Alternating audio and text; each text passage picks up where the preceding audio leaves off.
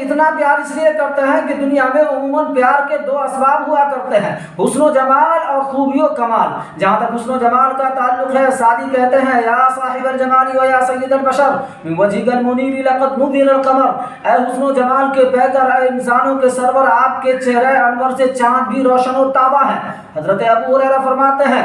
ما رأيت شيئا احسن من رسول اللہ كأن الشمس تجری فی وجہی، کہ میں نے آپ سے حسین تر کوئی دیکھا ہی نہیں ہے، گویا کہ آپ کے چہرے انور میں سورج بھی گتیمان ہے۔ حضرت حسان مداح رسول کہتے ہیں وَأَحْسَنَ مِنْكَ لَمْ تَرَ قَطُّ عَيْنِي وَأَجْمَلَ مِنْكَ لَمْ تَلِدِ النِّسَاءُ، کہ تم سے حسین تر کوئی آیا نہیں نظر، تم سے جمیل مانے جنا ہی نہیں پسر۔ اور خوبی و کمالات کی جہاں تک بات ہے تو سعدی کہتے ہیں لا يمكن الثناء كما كان حقه بعد خدا بزرگ تو یہ قصہ مختصر،